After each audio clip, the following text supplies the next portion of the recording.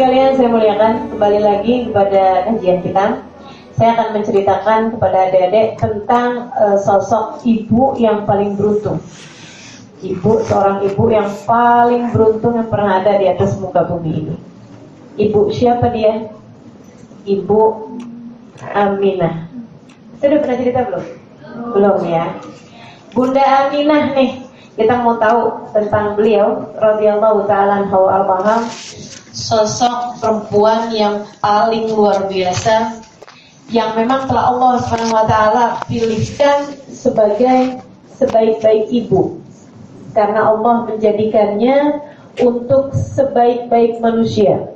Baginda kita Nabi besar Muhammad Sallallahu Alaihi Wasallam, di mana Allah SWT mengatakan, wallahu ya'lam haitsu yaj'alu risalatah. Sungguhnya Allah SWT tahu di mana akan diberikan risalahnya. Maksudnya Allah itu terhadap penurunan terhadap para nabi-nabinya nggak asal-asal. Misalnya kayak gini nih, wah nih zaman udah rusak nih, yaudah deh pilih deh siapa deh gitu yang jadi nabi. Nggak gitu, nggak asal dadak-dadakan gitu ya, tebang pilih gitu maksudnya.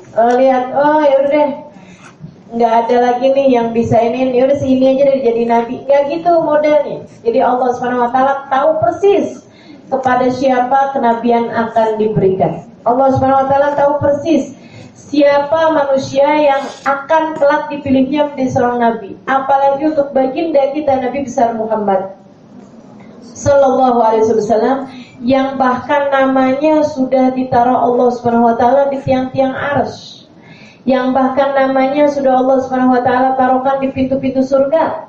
Adik-adik saudara sekalian yang saya muliakan, kita semuanya sering mendengar kisah ini adalah bahkan Nabi Muhammad SAW, sholawat kepadanya dijadikan oleh Allah SWT sebagai mahar untuk pernikahannya manusia pertama, yaitu Adam dan Hawa. Ini disebutkan oleh Sayyid Muhammad bin Alwi bin Abbas al-Maliki dalam kitabnya Insanul Kamil dan kitab-kitab sejarah yang lain, bahwasanya Nabi Adam alaihissalam itu kan ceritanya merasa kesepian di surga. Walaupun segala ada, tapi gak punya teman. Kesana larinya sama malaikat, kesana ketemunya malaikat. Malaikat sih baik-baik, cuman masalahnya gak bisa diajakin makan bareng.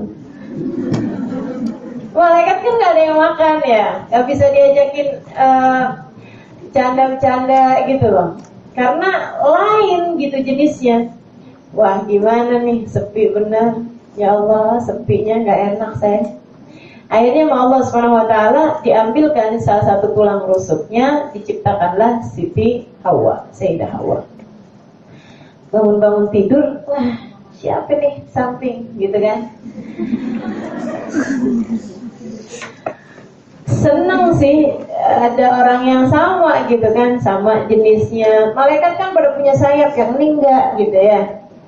Siapa dia gitu, mau dekat, sama nih sama saya, cuman bedanya dia cantik, saya kagak. Nabi Adam kan gak cantik, Nabi Adam ganteng gitu.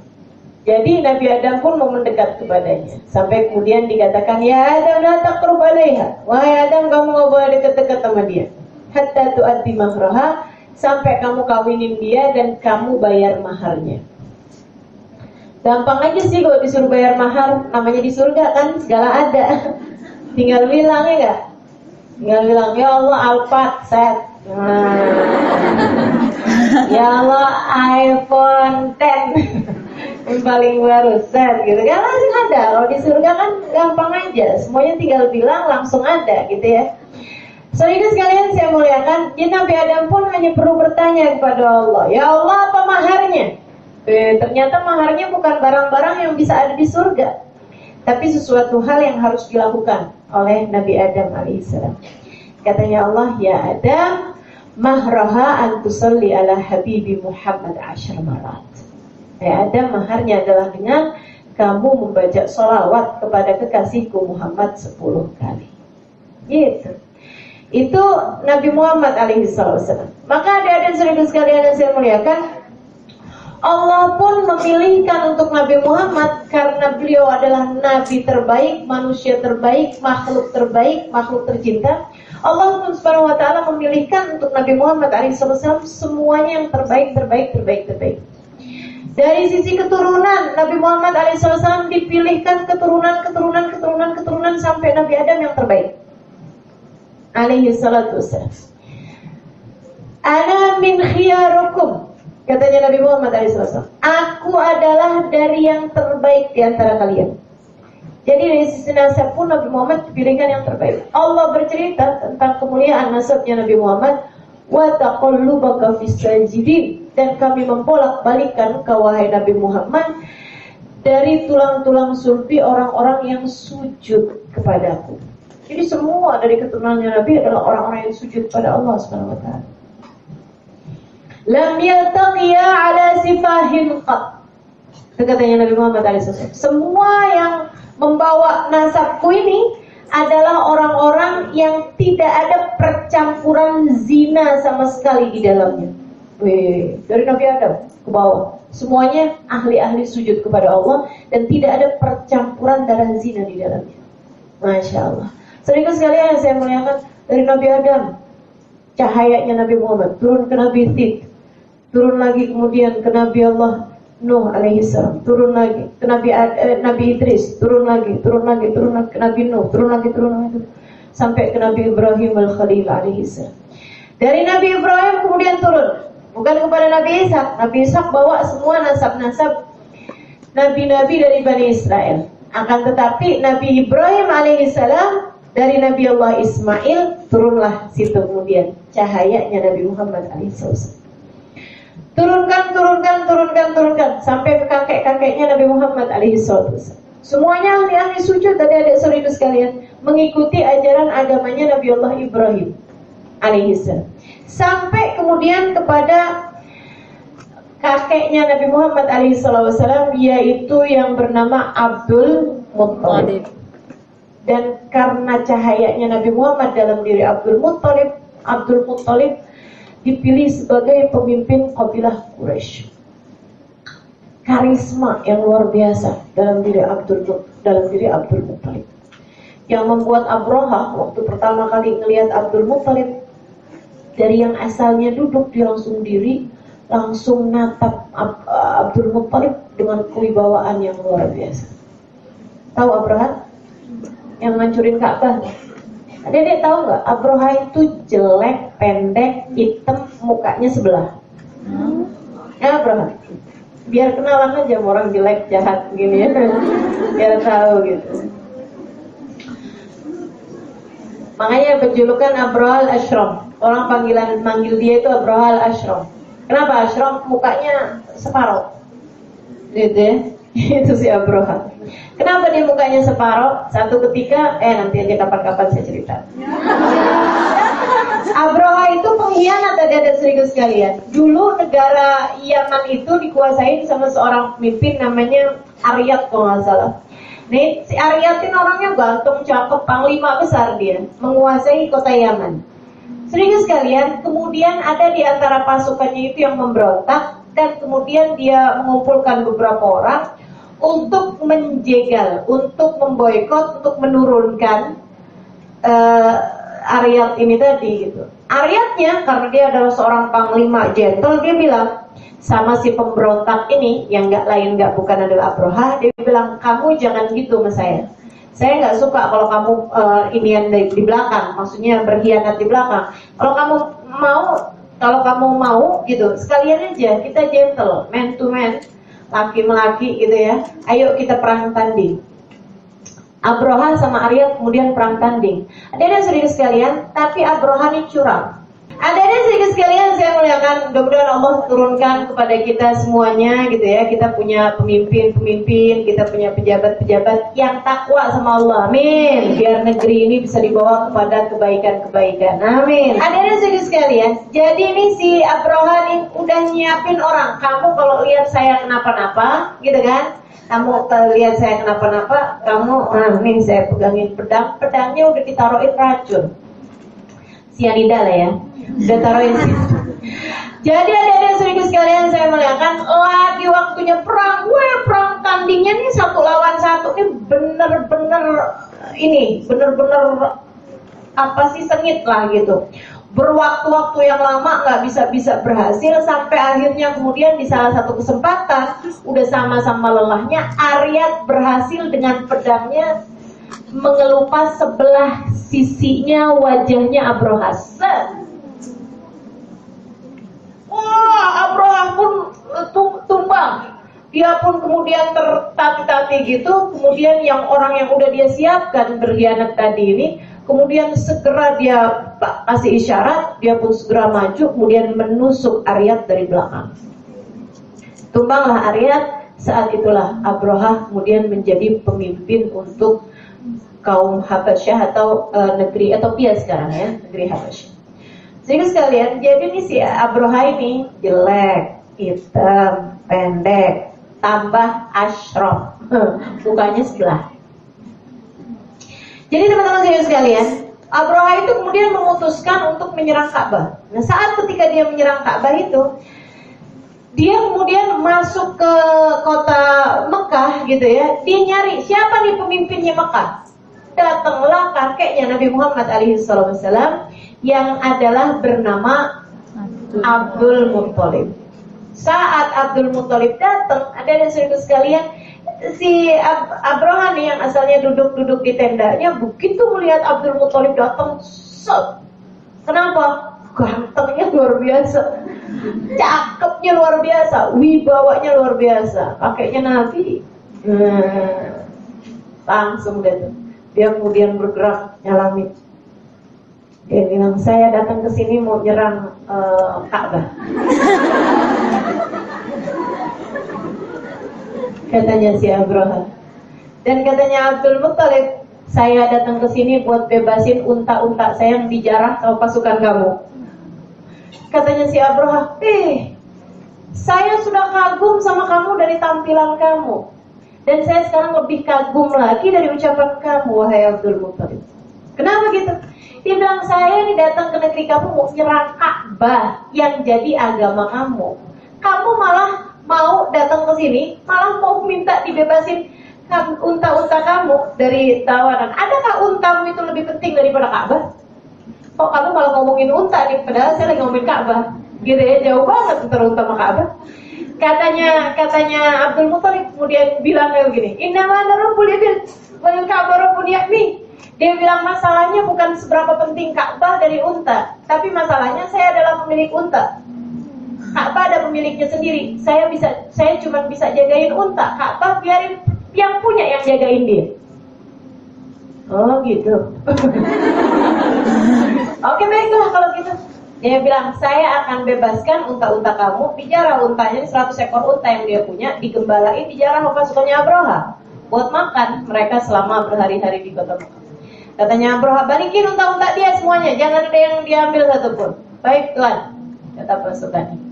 Dia bilang, saya juga minta sama kamu, besok jangan ada yang ngasih perlawanan. Oh tenang Tuan, tenang aja, gak akan ada yang lawan dari orang kita.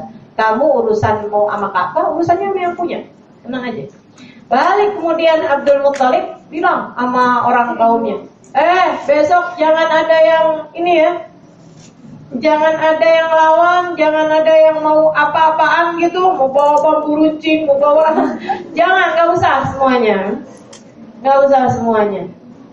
Ini Ka'bah kita mau diserang, biarin aja, Tuhannya Ka'bah nanti yang akan belain apa yang dia punya. Baik Tuan, jadi yang rumahnya deket-deketan sama Ka'bah, kalian menjauh aja ke atas-atas gunung-gunung di kota Mekah. Yang rumahnya jauh-jauhan, jangan ada yang pada nonton. Untung bukan orang Indonesia. Saya bisa bayangin nih, kalau modelnya orang Bekasi, modelnya orang Kerawang.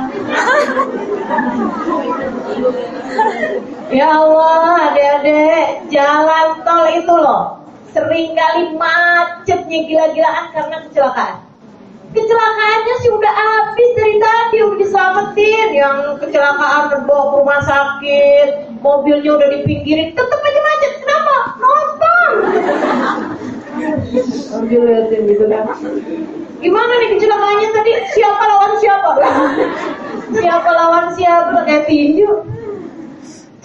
Habis itu dibilang, kepalanya supir sama kepalanya kernet pisah. Ya iyalah, semua nyambung. Oke baik, adik-adik seribu sekalian yang saya muliakan. Jadi tuh kemudian terjadilah penyerangan terhadap Ka'bah besok harinya. Wah, bawa bulldozer. Serius, nggak ada. Zaman itu belum ada bulldozer, jadi Abraha bawa gajah gede banget namanya Mahmuda. Ini dia nama Mahmuda. Ternyata nama gajah itu ya.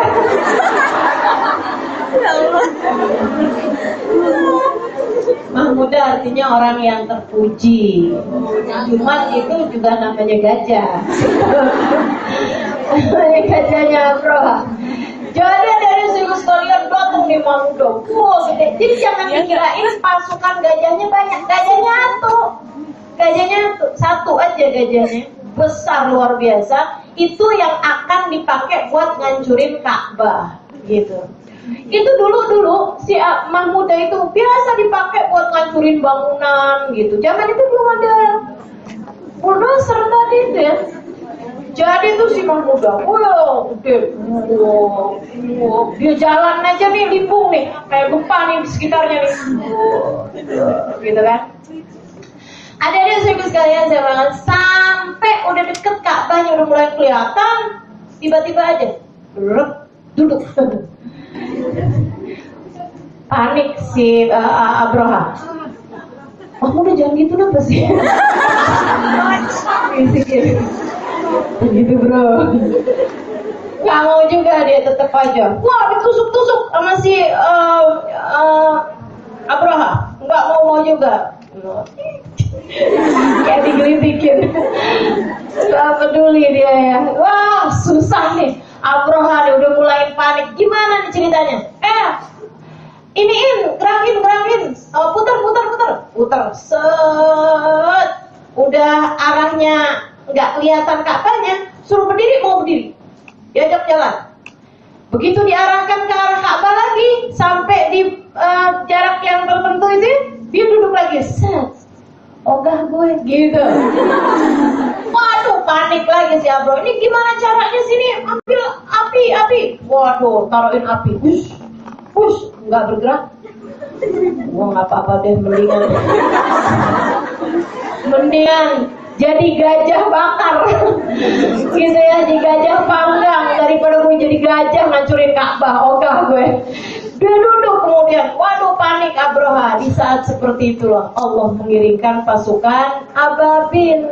Ada dia seribu sekalian datang burung-burung dari berbagai macam penjuru ngancurin pasukannya Abraha. Dan itu subhanallah bawa batunya itu segede kacang. Ada seribu sekalian, segede kacang hijau. Kayak kita bikin bubur kacang hijau tuh, kecil banget batunya itu. Tapi begitu kena ke kepala orang, seret, langsung tinggal tulangnya doang di tanah. Habis ininya, habis dagingnya, habis semua organnya kecuali tulangnya doang di tanah. Kan serem banget ya. Kita di jalan rame-rame, asalnya orang semua, begitu noleh di tengah tulang semua. Gimana paniknya coba? Ya Allah, lari tunggang langgang, semuanya menyelamatkan diri, tapi nggak ada yang selamat termasuk Abraha. Nah buat Abraha nih, waduh luar biasa ya. Pertama tangannya duluan, tinggal tulang. Habis itu tangan kirinya tinggal tulang. Habis itu kemudian kakinya. Habis itu baru dari atas kemudian tinggal tulang lagi. Faja'alahum ka'asfin. Mereka jadikan orang-orang tersebut seperti daun yang dimakan ulat. Anda pernah lihat daun dimakan ulat? Nah yang tersisa tinggal tulang-tulangnya daun doang. Seperti itulah. Ada dia seribu sekalian yang saya muliakan, maka dihancurkanlah pasukan Abraha, tinggal yang tersisa adalah Ka'bahnya. Dan adik-adik seribu sekalian, itu kejadiannya berselang 40 hari dari kejadian tersebut, lahirlah bayi bernama Muhammad. Makanya ketika ditanya, kapan lahirnya Muhammad? Ibunya selalu bilang, pada tahun gajah. Oh gitu ceritanya. Kirain tahun gajah tuh tahun sionya gajah. Ya. Ada tuh. Gitu ya. Kan suka ada tuh sio-sioan tuh. Nanti nih depan nih, kalau udah bulan Januari kan ada gitunya kan. Saya pernah ditanya, Ustazah sionya apa? Sio apa itu ya? Ternyata saya lihat-liatin kagak ada sio gajah ya. Adanya sio monyet, sio kambing, sio macan, apalagi tuh. Gajah nggak ada. Gajah khusus buat Nabi Muhammad Sallallahu Alaihi Wasallam lahir pada tahun gajah. Baik, adik-adik seribu sekalian yang saya muliakan, ini manusia agung yang satu ini, Nabi Muhammad alaihi wasallam. Ibunya Allah SWT pilihkan seindah-indah ibu baginya, semulia-mulia ibu, semulia-mulia akhlaknya perempuan. Abdul Muttalib kayak begitu dibawanya, punya anak namanya Abdullah ayahanda Nabi Muhammad SAW. Aminah sering dengar tentang namanya Abdullah ganteng, Abdullah cantik, cakep.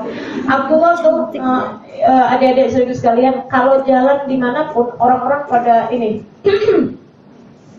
pada Abdullah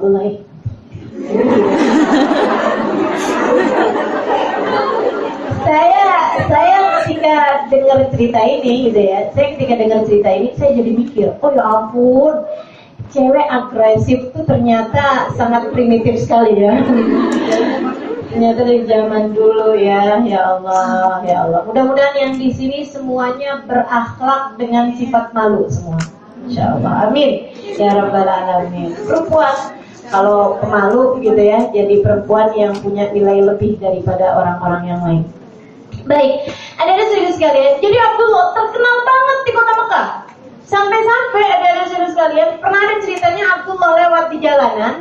Kemudian ada seorang perempuan di luar kota Mekah nih, agak pinggiran kota Mekah gitu ya. Perempuan itu kaya, perempuan itu cantik juga gitu. Dan perempuan itu adalah kelihatannya seperti perempuan yang berpendidikan gitu. Cuman anehnya tiap kali Abdullah lewat di jalanan tersebut, karena Abdullah memang berdagang dari sejak mudanya gitu. Jadi tiap Abdullah lewat tuh dia godain gitu. Abdullah mampir-mampir dulu lah. Saya bikin makanan enak nih, ayo Abdullah gitu. Abdullahnya nggak pernah mau. Satu ketika nih perempuan ketika Abdullah lewat nggak cuman godain tapi narik tangannya bawa masuk ke dalam rumah. Masuk dalam rumah. Begitu masuk dalam rumah kunci pintunya terus bilang kayak begini, menikahlah denganku Abdullah. Jadi langsung marry me. Weh, gimana tuh model? Wahai Abdullah, kawinlah denganku, menikahlah denganku. Aku gak akan bukain kamu pintu sebelum kamu mau kawin sama saya. Atau kalau kamu gak mau kawin sama saya Abdullah, ayo deh gitu, kita main-main. Maksudnya diajak zina gitu. Abdullahnya bilang kayak begini, ini ucapan terkenal ya adik-adik dalam kata-kata syair-syair Arab gitu. Ammal mamatu ammal haramu fal mamatu duna, ammal halal fala hilla li astabina. Gitu. Ini seharusnya juga dipakai sama adik-adik nih. Kalau ada orang laki-laki pengen goda-godain kita gitu ya, ngajak-ngajakin kita kepada yang haram, ucapkan seperti itu.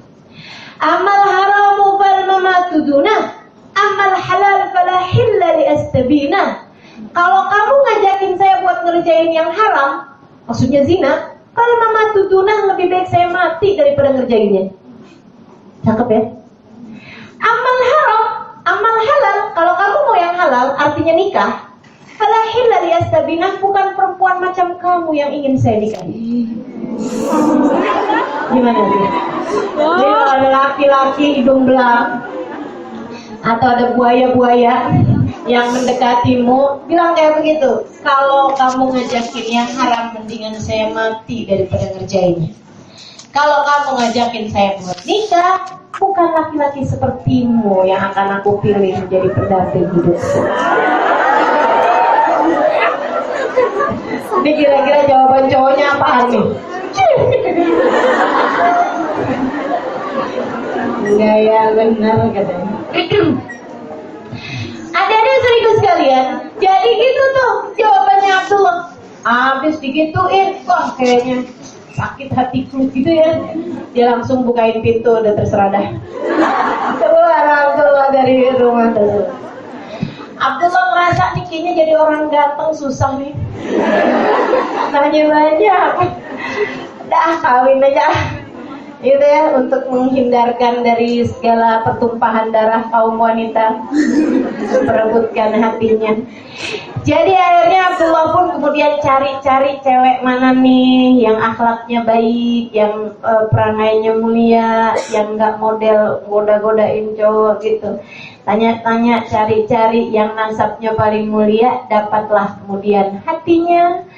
Berkenalan atau kemudian menjadi dikenalkan dengan seorang perempuan bernama Aminah, anaknya Pak Wahab. Aminah binti Wahab. Akhirnya kemudian dijodohkan, dikenalkan, langsunglah diadakan pesta pernikahan. Adik-adik saudara sekalian yang saya muliakan, habis selesai nikah, Abdullah pernah juga tuh lewat di depan rumahnya perempuan tersebut, yang sepertinya nggak tahu kalau Abdullah udah nikah, karena kan di luar kota Mekah. Lumayan jauh gitu, kayak Jakarta sama Bekasi. Pas lagi lewat ke situ, adik-adik serius sekalian saya muliakan, tuh cewek ada depan rumah gitu, tapi biasa-biasa aja. Abdullah ngerasa kayak nggak enak gitu. Maksudnya kayak yang ini gara-gara saya dulu nolak atau karena ada hal lain nih gitu. Jadi Abdullah udah lewatnya udah dipelan-pelanin jalannya. Ternyata dia nggak negur juga, nggak nyapa juga gitu. Dia ngeliat gitu, gitu doang. Penasaran, Abdullah udah lewat, balik lagi. Dia bilang, Mbak, kok manggilnya Mbak ya? Neng, nggak enak nih panggilannya nih, apaan ya? Uni, apa nggak enak? Apa ya? Ukti. Dia bilang, saya biasanya kalau lewat di sini kamu selalu menyapa saya, bahkan ya gitulah, lebih agresif daripada biasa. Sekarang kamu biasa-biasa aja. Kalau boleh saya tahu, gitu, apa sebab daripada perlakuanmu ini? Perempuan tersebut menjawab begini nih, Abdullah, kamu jangan salah sangka. Kamu jangan salah sangka, Abdullah. Saya memang adalah seorang perempuan yang sangat jatuh hati kepadamu. Saya sangat menginginkanmu, tapi bukan karena kamu. Saya adalah sedikit dari seorang perempuan yang dapat membaca dan menulis. Kalau kamu perlu tahu itu. Hanya sekedar informasi, gitu ya. Saya adalah perempuan yang bisa baca, bisa nulis. Dan itu adalah perempuan langka. Selain daripada Khadijah, yang saya dengarkan seperti ini nih di kota Mekah, ya baru perempuan ini gitu. Dia bilang, saya adalah sedikit dari perempuan yang bisa baca dan bisa tulis, dan saya membaca di kitab-kitab terdahulu tentang akan lahirnya Nabi akhir zaman. Dan menurut mereka ini, inilah waktunya. Dia bilang, dan saya lihat dalam dirimu tanda kenabian tersebut ada padamu. Tanda cahaya itu akan ada padamu. Kamu akan menjadi ayah dari seorang nabi yang akan lahir belakangan. Saya sangat berharap menjadi ibu dari laki-laki tersebut, dari nabi tersebut. Karenanya saya berusaha untuk mendekatimu, wahai Abdullah. Tiap kali kamu lewat, saya akan sengaja. Saya tahu bahwa ini adalah waktu kamu lewat. Saya akan sengaja untuk menyingkirkan segala kesibukan dan akan menunggumu di sini. Akan tetapi rupa-rupanya karunia itu tidak Allah berikan kepada saya.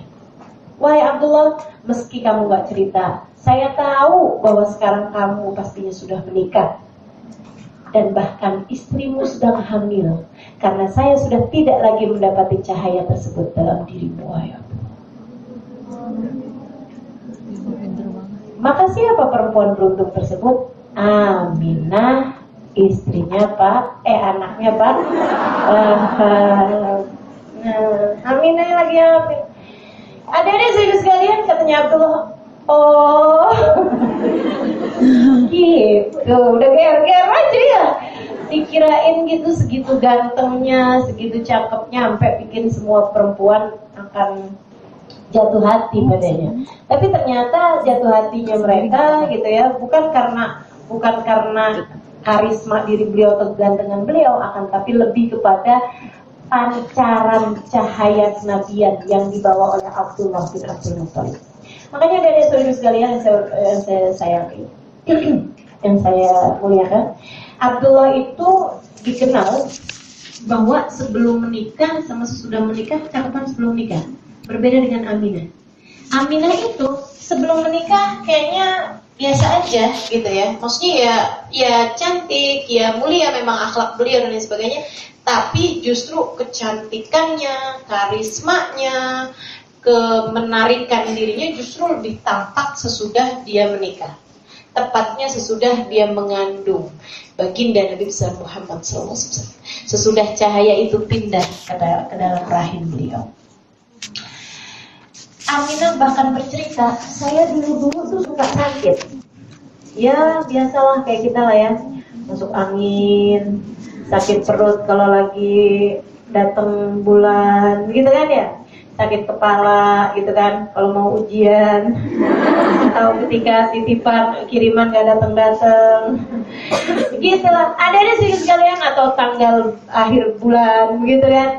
Nah ini Aminah begitu hamil, semua sakit yang semula beliau rasakan, semula kadang-kadang beliau rasakan sebagai seorang, itu begitu hamil malah hilang, gak ada sakit-sakitnya. Jadi kebalik.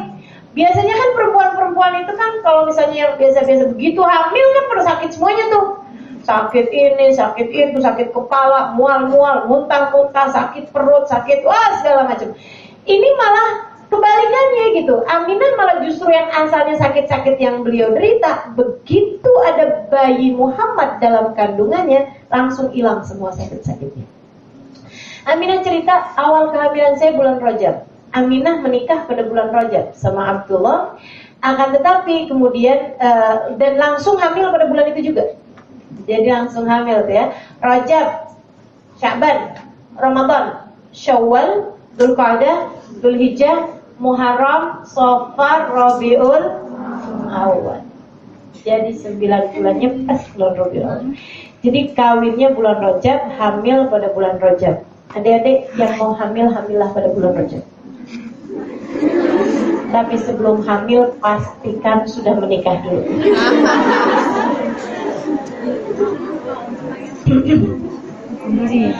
Jadi kalau ada yang deket-deket ini melamar gitu ya, bilang sama dia, ayo bang cepetan kawin, biar Rajab nanti saya udah bisa hamil, kerjain sunnahnya Nabi Muhammad. Adik-adik sedikit sekalian saya muliakan. Jadi Aminah hamil pada bulan Rajab, Sya'ban.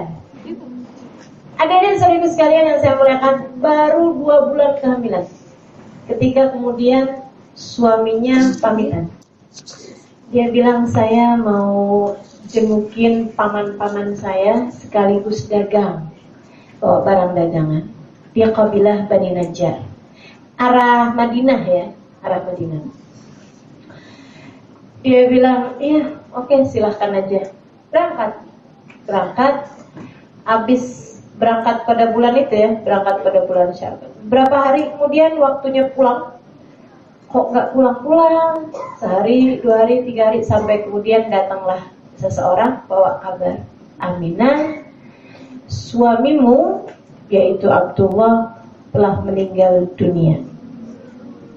Ya Allah, sedihnya kayak apa? Aduh, sedih Aminah sebagai seorang janda muda yang ditinggal mati suaminya, tapi lebih sedih lagi membayangkan, ya mungkin membayangkan anak yang ada dalam kandungannya nanti ketika lahir udah gak punya ayah nih, gak pernah kenal ayahnya. Ya Allah kesiannya. Udahlah ayahnya cakep, ayahnya bagus, ayahnya mulia, ayahnya perangainya Masya Allah luar biasa, tapi dia gak akan kenal siapa ayahnya. Tuh kesian bener nih. Tapi Aminah bersama dengan kesedihannya ada satu hal yang membuat beliau tidak putus asa, dan terus jagain anak dalam kandungannya, nggak bawa sedih-sedih terus-terusan gitu. Apa itu? Dari sejak awal kehamilan, adik-adik saudaraku sekalian, Aminah bilang, ma'araftu anni hamil illa min raf'i hidati. Saya nggak tahu bahwa saya hamil kecuali dari tidak datangnya haid. Sama yang kedua, dia bilang min ru'yai, dari mimpi-mimpi saya yang saya mimpiin hampir setiap awal bulan kehamilan. Jadi dari awal bulan pertama, awal bulan kedua, awal bulan ketiga sampai bulan ke-9, saya selalu mimpi didatengin. Sama siapa? Sama perempuan-perempuan cantik. Dia kemudian bilang, ya Aminah, innaki qad hamilti bi sayyid walad Adam, fa idza waladtihi fasammihi Muhammadan. Aminah, hati-hati ya, kamu tuh sekarang lagi hamil, yang dalam kandunganmu akan menjadi orang terbaik sepanjang zaman. Ia akan menjadi pemimpin manusia semuanya. Nanti kalau lahir, kasih nama dia dengan nama Muhammad. Aminahnya nanya, kamu siapa? Anak ummak, anak ummik. Saya adalah ibu Hawa, istrinya Nabi Adam alaihissalam. Bulan berikutnya lagi, perempuan cantik lagi, belakangnya ada perempuan-perempuan cantik-cantik yang lain. Aminah jagain ya, nanti kalau lahir kasih nama dia dengan nama Muhammad. Ini kita semua menanti-nanti kelahirannya. Jagain yang benar. Kamu siapa? Saya Sarah, istri Nabi Ibrahim. Ntar lagi saya Hajar. Ntar lagi saya Maryam. Ntar lagi saya Yukabid, ibunda Nabi Musa. Ntar lagi saya Asia, istrinya Fir'aun. Ntar lagi terus begitu. Sampai 9 bulan kehamilan beliau selalu didatangi perempuan-perempuan solehah sepanjang zaman. Masya Allah. Jadi dinantiin tambah bulan. Gak pernah sakit, gak pernah mules, gak pernah mual. Serem juga nanti lahir begitu aja, gak pakai persiapan, gak pakai sakit, kan? Jadinya begitu 9 bulan, takut begitu aja brojol, gak pakai sakit-sakit. Beliau pun udah mempersiapkan. Dipanggilnya bidan yang biasa ngebidanin orang-orang di situ melahirkan. Semua orang Mekah kalau ngelahirin nama dia dah satu-satunya bidan. Punya saingan. Namanya Syafa, ibunda Abdurrahman bin Auf. Gak tahu tuh kalau ada yang lahirinnya bareng-barengan 2 orang gimana modelnya. Pokoknya semua orang Mekah kalau ngelahirin nama dia. Syafa namanya, ibunda dari Abdurrahman bin Auf ini ya. Syafanya udah dipanggil, Syafa, nih kamu kan udah ngerti nih kalau kayak gini nih kapan nih kira-kira ngelahirinnya. Liatin, sekarang tanggal berapa? Malam 12 nih. Sebagai bidan berpengalaman dia tahu persis. Emang bidan-bidan tuh luar biasa loh.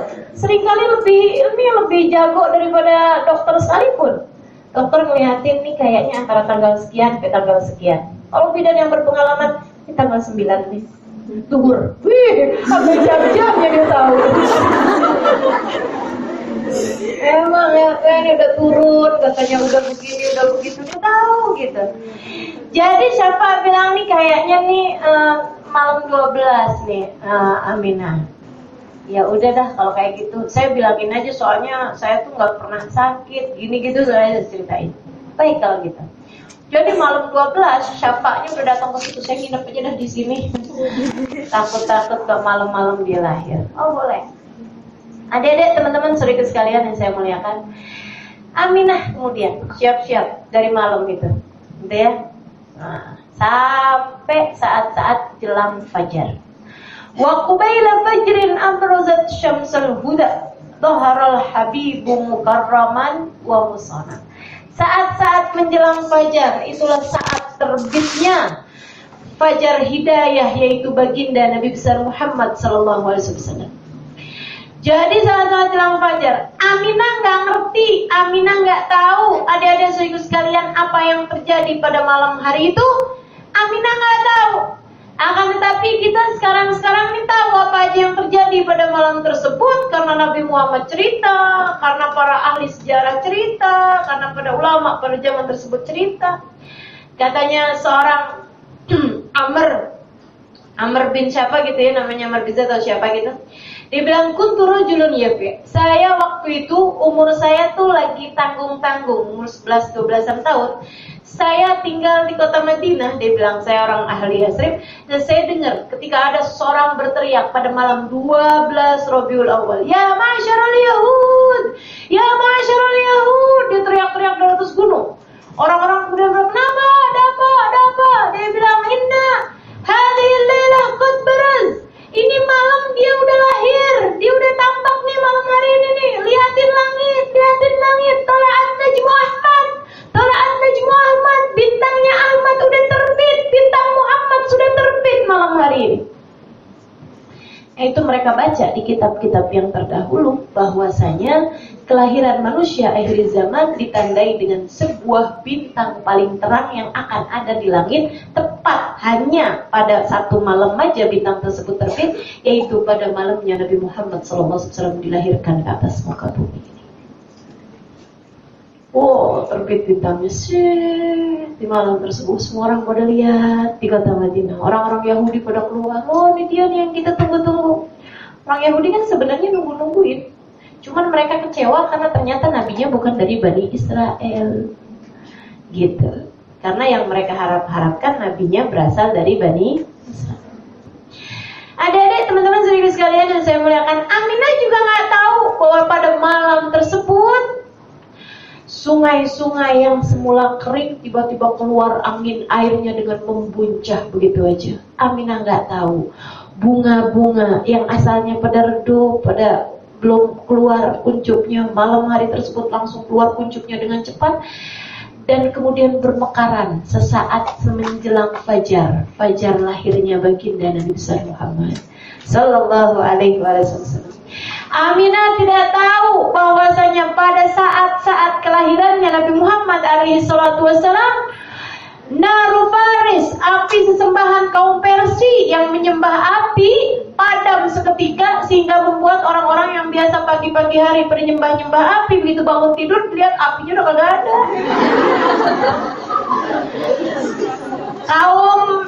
Kaum Romawi yang biasa menyembah berhala mereka pada tumbang malam hari tersebut. Sehingga kebayang yang biasa nyembah berhala pagi hari tersebut gitu melihat berhalanya, ya mana dia? Udah hancur berkeping-keping di waktu fajar. Ada saudara sekalian, termasuk juga Suradiqat, tiang-tiang dari kerajaan-kerajaan Romawi, nggak ada angin, nggak ada badai, malam hari tersebut ditumbangkan oleh Allah Subhanahu wa taala. Ada saudara sekalian, Aminah bahkan tidak tahu. Dan kita semuanya juga, orang-orang semuanya juga nggak tahu, kecuali karena Nabi Muhammad mengabari bahwasanya فاهتز العرش ضربا واستبشارا وازداد الكرسي هيبة ووقارا وامتلأت السماوات أنوارا وضجت الملائكة تهليلا وتمجيدا واستغفارا.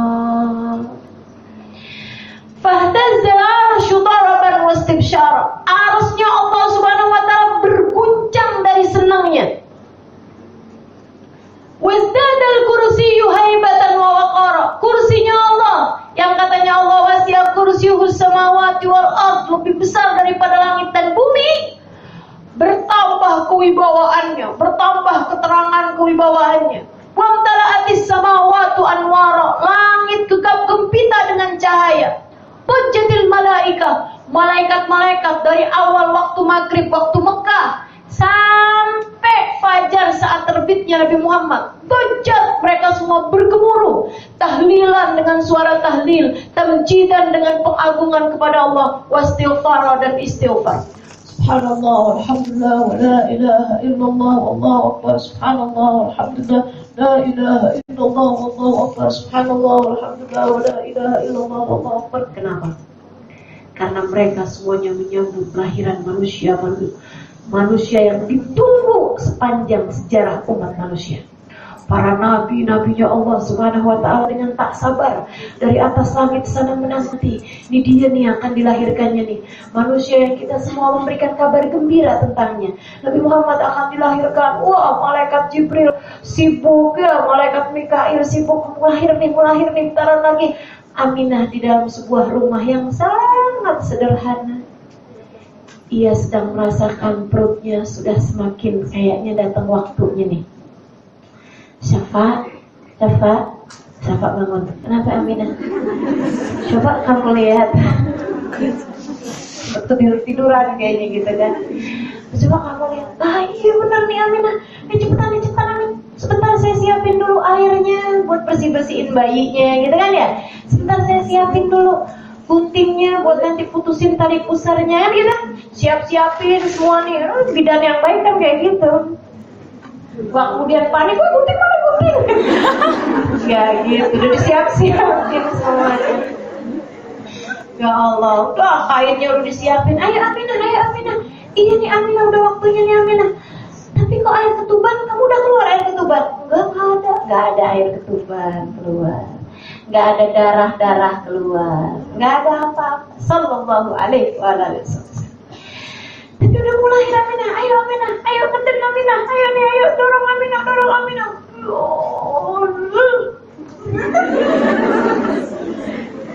Biar bisa bayangin aja ya.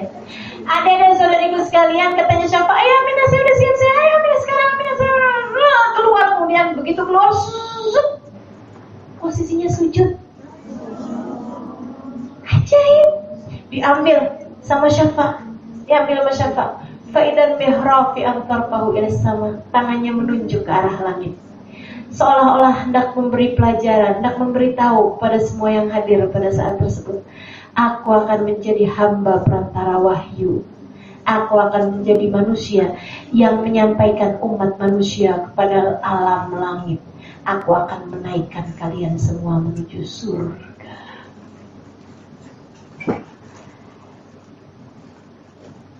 Syafa, anakku lahir laki apa perempuan? Oh iya. Karena kaget kan, lihat kayak gitu-gitu ajaib. Dilihatin, wah Aminah, lihatlah, dia bahkan sudah berkhitan. Ngapain ya saya? Oh, putusin tali pusar. Begitu dilihat, wah bahkan pusarnya juga sudah berkhitan. Kemarikan ia wahai Syafa. Baik Aminah, dibawa nih ceritanya, dibawa ke arah Aminah gitu kan. Wah, wajahnya indah sekali. Kau lihat Aminah, bahkan di kedua matanya sudah terdapat celak mata yang menempel sempurna. Pada saat itu, keduanya paham bahwa anak yang ada dalam dekapan mereka saat itu bukanlah anak yang biasa. Ia adalah manusia spesial. Bukan hanya spesial, ia satu-satunya. Bukan hanya satu-satunya. Pastilah ia nabi, calon nabi yang sedang ditunggu-tunggu oleh para ahli kitab. Adik-adik saudariku sekalian yang saya muliakan, katanya Syafa, fakuntu min awwalin nasi islama. Aku menjadi orang pertama yang beriman padanya. Aku udah siap-siap, wah ini calon nabi nih. Ntar kalau dia bilang kalau dianya nabi, saya pasti akan percaya. Makanya Syafa menjadi orang-orang pertama yang beriman. Ada saudara sekalian, Syafa masuk Islamnya sudah Abdurrahman bin Auf anaknya. Kan agak lama tuh. Dia baru dengarnya saat itu. Gitu. Jadi pertama beriman kan Sayyidah Khadijah, kemudian lagi Ali bin Abi Thalib, Zaid bin Haritha, Abu Bakar As-Siddiq, gitu kan? Kemudian Abu Bakar As-Siddiq ngajakin Sayyidina Utsman bin Affan ngajakin Abdurrahman bin Auf. Masih tahu gitu. Kamu tahu nggak Muhammad tuh adalah seorang nabi? Wah, ini yang pernah diceritain ibu saya nih. Ini yang pernah diceritain ibu saya. Utsman, bawa aku padanya. Aku akan beriman padanya. Abdurrahman bin Auf beriman. Kemudian Abdurrahman bin Auf langsung pulang ngasih tahu ibunya. Ibu, yang ibu bilang waktu itu beneran bu. Kenapa Abdurrahman? Itu bu, Muhammad katanya dia dapat wahyu diturunkan padanya firman Allah. Ceritain kemudian. Wah, ayo segera bawa aku menemui dia. Langsung Syafa'nya. Kemudian menyatakan dirinya beriman kepada Nabi besar Muhammad SAW. Ada saudaraku sekalian yang saya muliakan. Jadi ini kan orang-orang yang telah dipilih oleh Allah Subhanahu wa taala. Lahir Nabi Muhammad. Pagi-pagi kakeknya datang.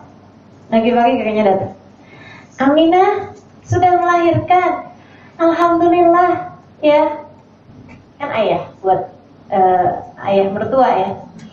Alhamdulillah, wah kita kasih nama apa nih? Diambil bayinya, aduh Masya Allah sekali. Adakah kamu sudah menyiapkan sebuah nama? Sudah ayah. Bukan saya yang menyiapkan, tapi semasa saya hamil, diceritain kemudian. Semasa saya hamil selalu datang perempuan-perempuan cantik memberi kabar, ya Aminah, innaki qad hamilti bi sayyid walad Adam, fa idza waladtihi fasamihi Muhammad. Wah Muhammad, betul kalau gitu Muhammad, innahu Muhammad. Begitu pagi-pagi hari diambil sama Abdul Muttalib, kemudian dibawa ke depan Ka'bah, orang-orang kemudian pada nonton. Ya dinaikkan gitu ya. Kemudian dia bilang, ini sudah saya kasih nama ya, dia adalah Muhammad gitu. Adik-adik saudara sekalian yang saya muliakan, ini Aminah melahirkan seorang laki-laki terbaik sepanjang sejarah. Dan Aminah sudah beriman kepada Nabi Muhammad SAW. Gimana nggak beriman coba? Dari sejak awal kehamilan kayak begitu, gitu kan? Didatengin sama orang-orang solehah sepanjang sejarah. Saat lahirnya anaknya kayak begitu gitu. Jadi kalau ada orang-orang zaman sekarang tuh mau ngakunya ulama kayak gimana, saya nggak percaya kalau dia ulama. Kalau berani bilang bahwa ibunda Nabi Muhammad berada di neraka. Pernah dengar nggak? Iya. Ini mau dia ngaku ulama kayak gimana pun, mau hafal ribuan hadis sekalipun, mau hafal Al-Quran dari awal hingga akhirnya 30 juz, saya akan mengatakan bahwa dia adalah orang yang bukan orang alim, bukan orang yang berilmu. Kalau sampai berani mengatakan bahwasanya ibunda Nabi Muhammad di neraka. Wah, ini bahaya nih. Kalau kita sampai ngomong sesuatu hal yang gak baik tentang seorang ibu, kamu bermasalah sama anaknya juga. Benar gak? Kalau ada yang ngomong sesuatu yang gak enak tentang ibumu, siapa yang marah selain ibumu? Kita anaknya. Kita akan marah, sembarangan kan gitu. Ibu saudara sekalian, adik-adik semuanya yang saya muliakan. Jadi kalau ada orang berani ngomong sesuatu tentang ibunda Nabi Muhammad, hati-hati.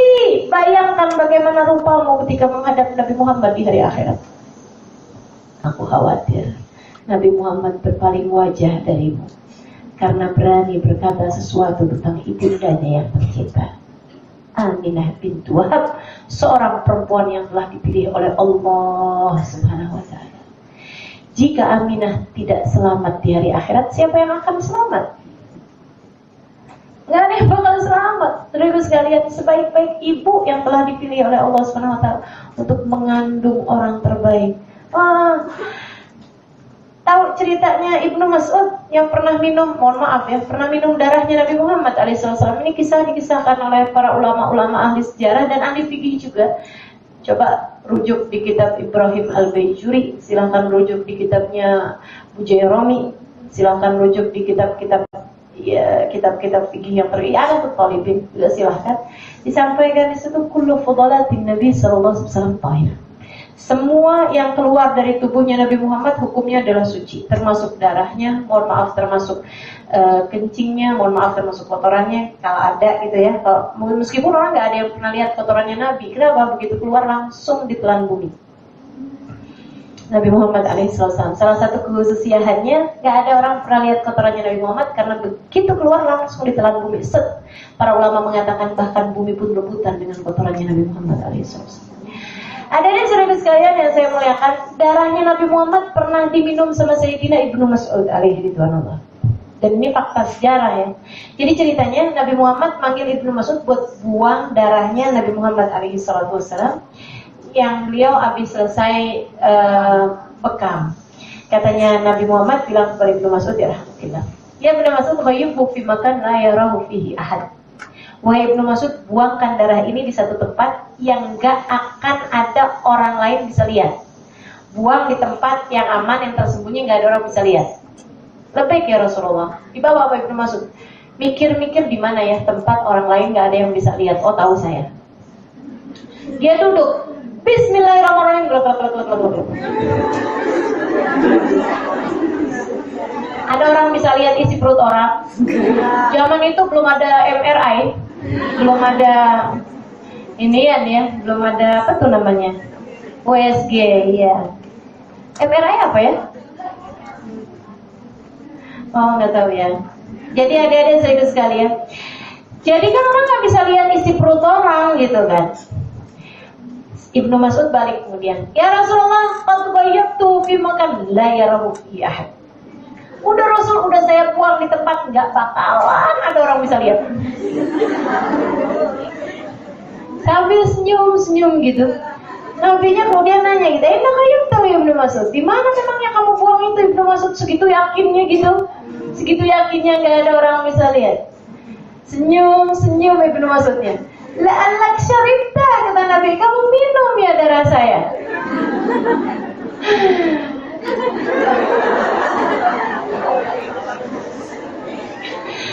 Nah ya Rasulullah malah kebilah khair. Iya Rasul, tujuan saya baik kok. Niat saya baik. Apa niatmu Ibnu Mas'ud? Kayakun lahmi wa dami ikhtilif bidamika ya Rasulullah, agar darah dagingku bersatu dengan darahmu wahai Rasul. Apa kata Nabi? Idan falahmu alladhi yakhtalif bidami lam yusibun nar. Kalau begitu wahai Ibnu Mas'ud, kamu harus tahu darah daging yang bersatu dengan darahku tidak akan pernah tersentuh api neraka. Jika Ibnu Mas'ud meminum darah Nabi Muhammad SAW yang hanya beberapa tetes dari bekas canduknya Nabi Muhammad SAW, kebayang seperti apa Aminah. Darah daging Nabi Muhammad terbentuk dari darah dagingnya. Dan kau akan berkata bahwa Aminah di neraka. Jenis pemahaman macam apa yang ada dalam pikiranmu jika sampai berani-berani berkata hal yang seperti itu? Ta'adab di Nabi Muhammad SAW. Beradablah kepada Nabi Muhammad SAW. Mudah-mudahan kita dikumpulkan di hari akhirat dengan Aminah. Amin. Amin ya Rabbal Alamin. Nih kalau kita punya pemahaman yang bagus, punya pikiran yang benar kayak begini mikirnya, gitu ya. Nanti kan kalau datang di hari akhirat senang kita. Kalau ketemu sama Aminah, amin. Nanti kan kita senang. Assalamualaikum Bunda.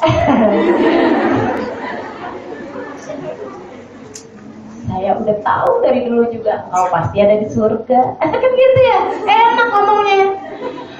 Kita kan kalau di surga ya tazawarun katanya, saling ziarah menziarahi. Saya sudah niat dari sekarang. Salah satu dari yang akan saya ziarahi di surga, amin, adalah Sayyidah Aminah bintu Wahb yang saya suka cerita. Nanti saya akan bilang, Bunda, saya pernah ceritain di UIN. Nanti kan adik-adik bisa kayak gitu juga. Bunda, saya pernah diceritain Ustaz Alimah tentang di UIN, Masya Allah. Adik-adik saudara sekalian yang saya muliakan, dan yang menguatkan kabar bahwasanya Sayyidah Aminah adalah orang yang beriman kepada Nabi Muhammad, bahkan dari masa sebelum terutusnya Nabi Muhammad, karena beliau memang wafat pada usia Nabi Muhammad 6 tahun, kan itu ya. Ada saudara sekalian adalah kisah tentang kewafatan Sayyidah Aminah. Kisah ini diceritakan oleh Ummu Samma'ah bintu Ruhbin, gitu ya, Ummu Samma'ah bintu Ruhb dalam salah satu kitab, yang juga diceritakan oleh para ulama. Ummu Samma'ah bintu Ruhb mengisahkan kisah ini, yang juga dikisahkan oleh para ulama-ulama. Salah satunya dikisahkan oleh Imam As-Suyuti dalam kitabnya Al-Hawi lil Fatawi wal Khasa'isul Kubra As-Suyuti. Dalam kitab Khasa'isul Kubra punyanya Imam Suyuti. Saya nggak hafal kata-katanya, dengerin nih. Jadi katanya Ummu Samma'ah gini, waktu itu ada 3 orang perempuan datang ke Abwa. Jadi Aminah itu mau ngajakin anaknya biar ziarah ke makam ayahnya. Ini juga aneh-aneh nih, orang-orang yang sekarang membid'ahkan ziarah dengan mengatakan bahwa Nabi Muhammad nggak melakukannya. Nabi tuh dari sebelum jadi Nabi itu sama ibunya diajak ziarah ke ayahnya. Jadi Nabi Muhammad SAW diajak ziarah sama ayahnya, sama ibunya buat ziarah ke makam ayahnya. Habis selesai ziarah-ziarah di kabilah Bani Najjar, daerah namanya Bani Najjar, beliau kemudian diajak pulang. Saat pulangnya itu tiba di Abwa. Abwa itu salah satu pemukiman penduduk gitu ya, sebuah kampung namanya Abwa. Aminah jatuh sakit sehingga akhirnya dirawat di rumah salah seorang di antara mereka gitu. lagi dirawat gitu, tambah sakitnya tambah parah. Orang-orang pada saling jenguk. Nah itu zaman itu kan orang masih saling kenal satu sama lain gitu ya, nggak model zaman sekarang tinggal di apartemen gitu kan. Ya kayak di kampung-kampung di daerah-daerah kita sampai sekarang juga kan masih ada yang kayak begitu ya, saling kunjung-kunjung gitu. Jadi adik-adik saudara sekalian, Ummu Sama'ah cerita, saya ada di situ. Dia bilang, hari dimana wafatnya Aminah, ketika sakitnya sudah sangat-sangat berat, dan kemudian dia bilang dia bersama dengan Muhammad bin Abdullah anaknya, jalis endar siha, duduk di samping kepalanya, maksudnya duduk di sini di sampingnya gini ya. Rasulullah Sallallahu Alaihi Wasallam Muhammad bin Abdullah, usia beliau 6 tahun kala itu, bersama dengan Ummu Aiman, pelayan setianya Nabi Muhammad alaihi wasallam. Mereka bertiga tuh berangkatnya, dan ketika pulang di Abwa itu juga bertiga. Nah, ada perempuan-perempuan yang lagi nengokin beliau pada saat tersebut di samping kanan kirinya.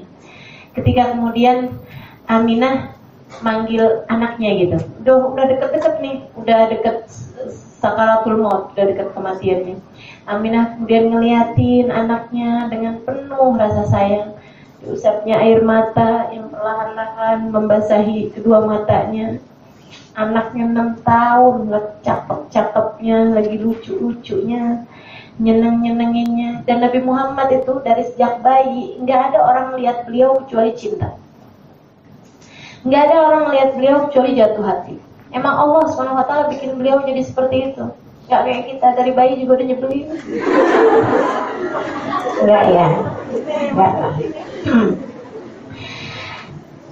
Aminah kemudian berkata seperti ini, Barakatikallahu min ghulami yabnal ladhi min hawmatil himami najah bi'awnil malikil min'ami fudi ghadat ad-darbi bisihami bimi'atin min ibilis siwami in sahha ma absartu fil manami fa anta mab'uthun ilal anami min indi dhil jalali wal ikrami tub'athu fil hilli wa fil harami tub'athu bit takhfifi wal islami dini abikil bari ibrahami Allahu anhaka anil asnami. Apa artinya? Semoga Allah memberkahimu wahai anakku, yabnal ladhi min haumatil himami najah, wahai seorang anak yang dari cengkeraman kematian selamat. Bi'aunil malikil min'ami, dengan pertolongan Allah yang maha memberi kenikmatan. Fudi ghadat ad-darbi bisihami, engkau ditebus dengan 100 ekor unta yang digembalakan. Ada tuh kisahnya Ibnu Tabihin, Abdullah mau disembelih dengan 100 mau disembelih kemudian digantikan dengan 100 ekor unta. Bimi'atin min ibaris suami. In sahha ma absartu fil manami, jika benar apa yang telah aku lihat dalam mimpiku, fa anta mab'utsun ilal anami, engkau akan terutus kepada segenap manusia. Min indil jalali wal ikrami, dari Allah, kau akan diutus oleh Allah Subhanahu wa taala, pemilik keagungan dan kemuliaan. Tub'atu fil hilli wa fil harami, kau akan diutus di tanah halal dan tanah haram.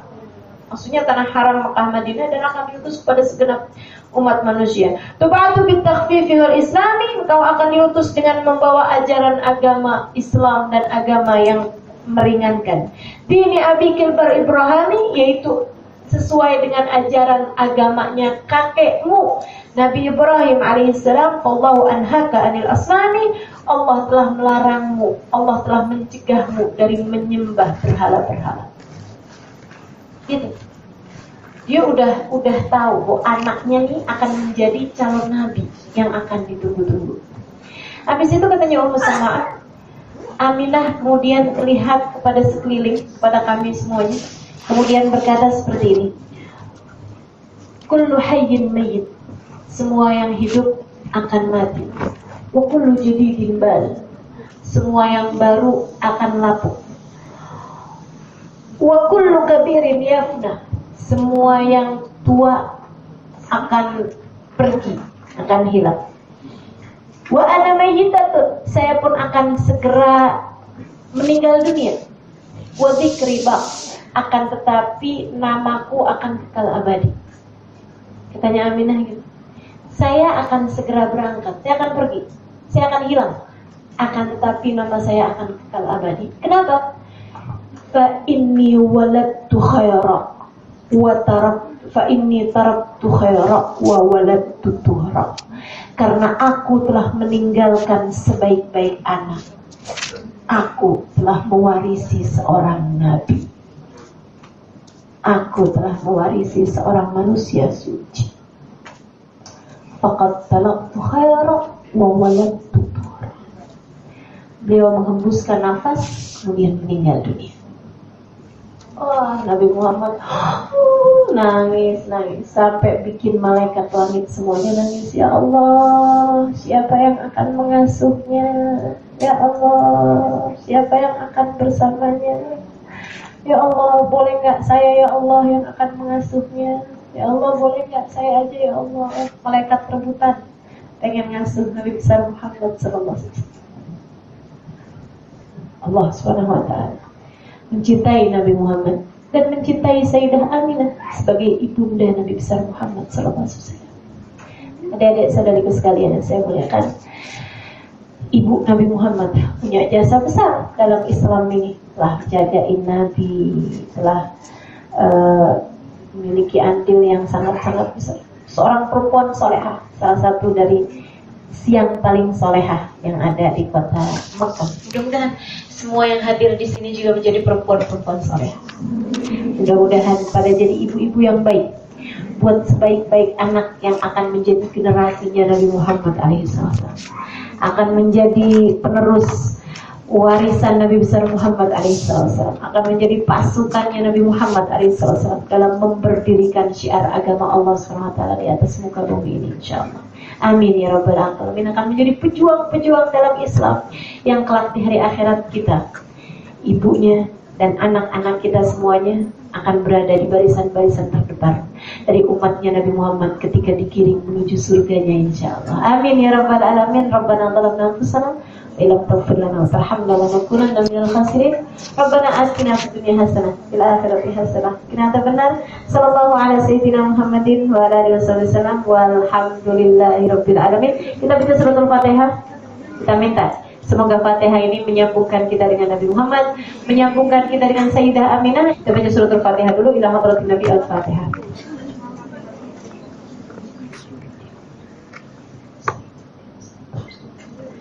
Suratul Fatihah.